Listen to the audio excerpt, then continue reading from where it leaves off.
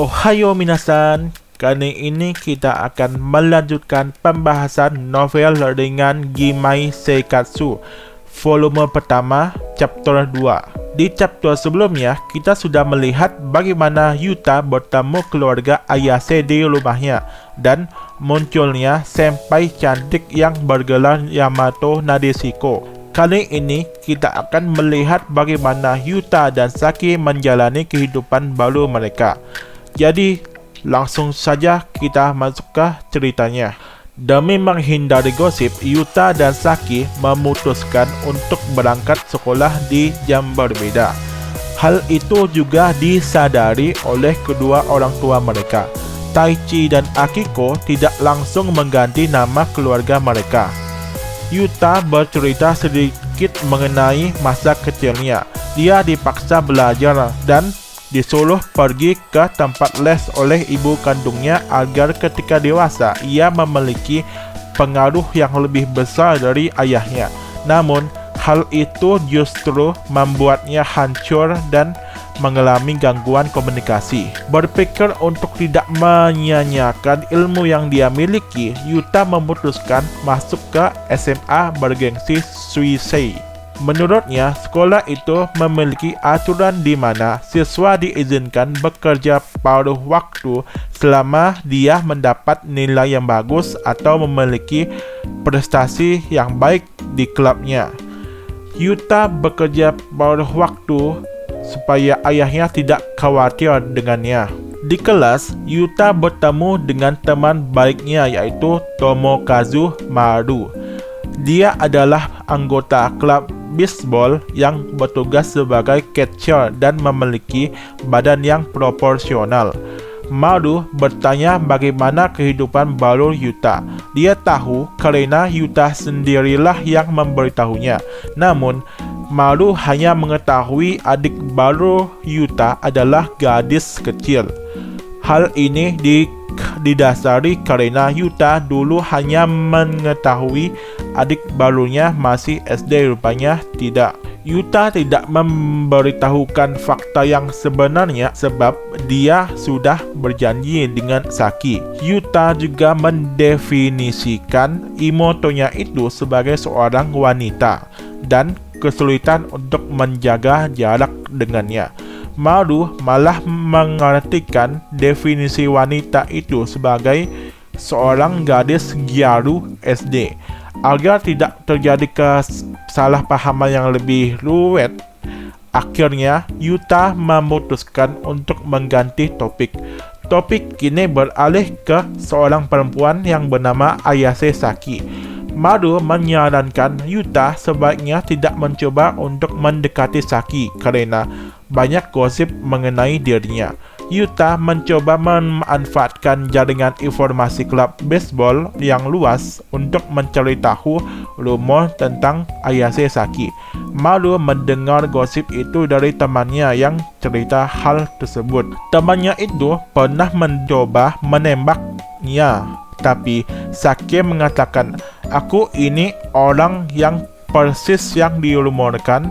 Aku tidak berniat berpacaran dengan siapapun." Perkataan Saki itulah yang membantu rumor itu lebih cepat beredar. Maru curiga mengapa Yuta sangat tertarik mengenai hal itu. Namun, Yuta berkata bahwa ia tidak bisa mengatakan alasan yang sebenarnya. Saat jam akhir sekolah, pelajaran olahraga dari dua kelas digabung akibat festival olahraga yang kian dekat. Saat itu, ada cewek yang meneriakkan jurus pukulan tenis yang aneh. Gadis itu memiliki rambut merah, memiliki postur badan yang kecil dan imut. Gadis yang bernama Narasaka Maya adalah Ryaju yang terkenal di sekolahnya. Karena jurusnya yang aneh itu, dia dikritik oleh gadis lainnya. Pemandangan itu merupakan ajang cuci mata bagi para cowok. Yuta malah terfokus ke seorang gadis yang sangat ia kenal sedang menyendiri di sudut lapangan, yaitu Ayase Saki. Dia terlihat sedang mendengarkan musik karena ada earphone di telinganya. Orang-orang tidak ada yang mendugurnya. Kemudian, Yuta perlahan mendekat. Saki yang menyadarinya langsung mensukomi Yuta karena berperilaku seperti seorang kakak yang menegur adiknya. Mereka bercerita mengapa sama-sama memilih tenis. Yuta mengatakan ia memilih tenis karena tidak memerlukan kerjasama tim, karena dia sudah capek untuk berharap pada orang lain. Saki juga berkata dia juga memilih tenis dengan alasan yang sama dan agar menjaga jarak dengan gadis-gadis di kelasnya. Mendengar hal itu cukup membuat Yuta terkejut. Seharusnya ia menjadi pusat kelas dengan penampilannya, pikir Yuta. Dengan beredarnya rumor itu membuat Saki dapat terhindar dari pusat kelas. Saki juga tidak peduli dengan festival olahraga, sehingga dia bisa menggunakan waktu itu untuk dirinya sendiri.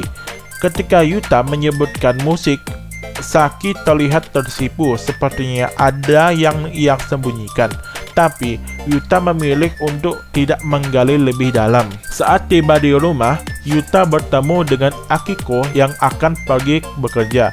Akiko mengenakan baju yang nampak mahal dan menggunakan parfum bagai kupu-kupu yang siap menyebarkan pesonanya.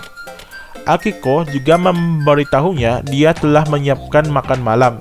Yuta meminta Akiko untuk tidak memaksakan diri, tapi Akiko tidak keberatan untuk membuat makan malam. Tiba-tiba, Yuta menanyakan soal pekerjaan Akiko. Dia menjawab dengan santai seperti pertanyaan itu sudah sering. Tempat bekerjanya hanyalah tempat minum biasa yang tidak menawarkan layanan yang tak senonoh. Dengan jawaban Akiko, penilaiannya terhadap Akiko juga ikut berubah. Singkat cerita, Akiko pamit dan meminta Yuta untuk menjaga Saki untuknya. Sadar di rumahnya bukan hanya ada dia dan ayahnya lagi, Yuta merasa hanya di kamarnya saja dia agak tenang. Saat itu, terdengar suara dari luar kamarnya yang ternyata Saki. Untuk menghindari pemikiran buruk, Yuta menfokuskan perhatiannya ke buku pelajaran. Tak lama setelah itu, Saki datang ke kamar Yuta. Melihat dia sedang belajar, Saki berpikir Yuta sedang mempersiapkan masuk universitas. Yuta mengatakan dirinya tidak belajar untuk masuk universitas dan hanya mengisi waktu luang saja. Saat itu, Saki terlihat gelisah. Rupanya alasannya adalah dia ingin bertanya apakah ada pekerjaan yang mempunyai bayaran tinggi tapi jam kerja yang pendek. Namun Yuta mengatakan pekerjaan itu susah didapat. Ketika Saki berkata tidak ada pilihan lain selain menjual diri, Yuta langsung ingat mengenai gosip buruk yang beredar.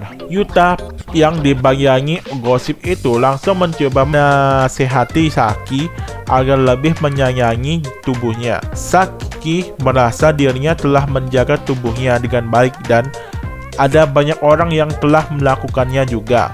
Mendengar sangkalan Saki, Yuta menantangnya untuk mengatakan itu di depan Akiko.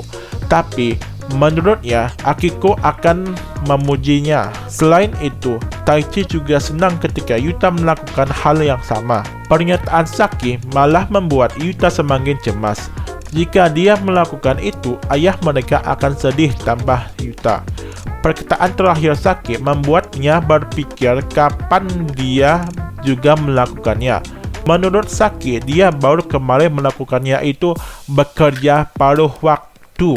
Mendengar hal itu, Yuta terkejut. Rupanya dia salah paham saat mendengarkan menjual diri.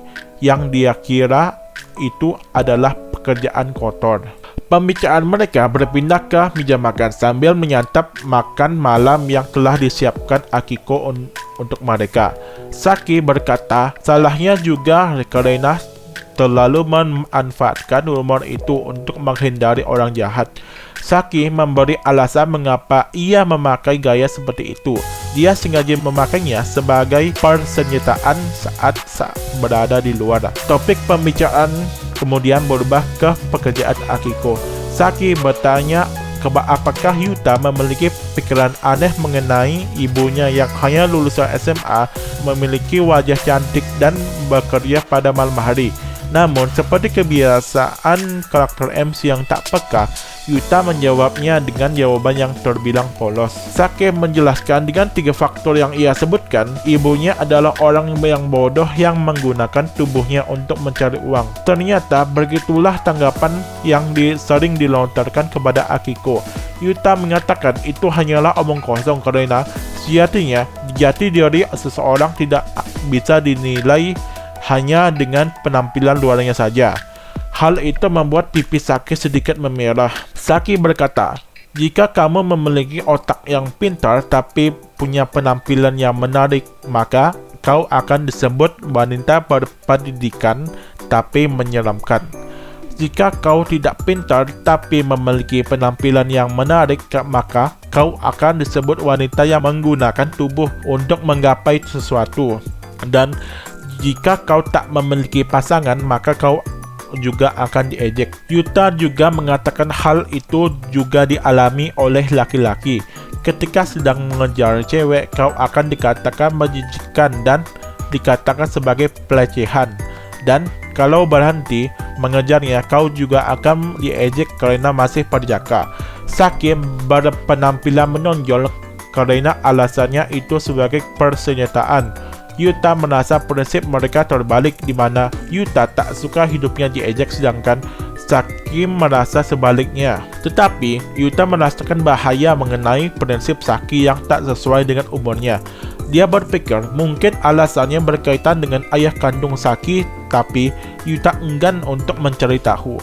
Intinya, mereka sudah terbiasa untuk tidak menaruh harapan pada orang lain sehingga mereka bisa akrab. Kesimpulannya, dari percakapan yang panjang itu, Saki ingin hidup mandiri. Yuta mengatakan sulit mencari pekerjaan yang seperti itu. Saki merasa kesulitan jika ia harus mencari pekerjaan sambil belajar. Oleh karena itu, dia menemui Yuta yang bersekolah sambil bekerja. Yuta berkata dia akan membantunya mencari pekerjaan. Saki merasa keberatan karena dia hanya sebagai pihak penerima saja. Dia lebih suka lebih banyak memberi daripada menerima. Oleh karena itu, Yuta terpikirkan untuk meminta Saki membuatkannya sup miso setiap hari. Perkataannya itu malah membuat Saki salah paham dan mengiranya Yuta melamar dirinya. Tapi dia setuju dengan kesepakatan yang diajukan Yuta. Oke, sampai di sini dulu untuk pembahasan light novel Gimme Seikatsu volume pertama chapter 2. Kita sudah melihat bagaimana keseharian pertama mereka sebagai keluarga. Silahkan komentar ya mengenai novel satu ini. Sampai jumpa di video Ryuno Monogatari selanjutnya. Adieu.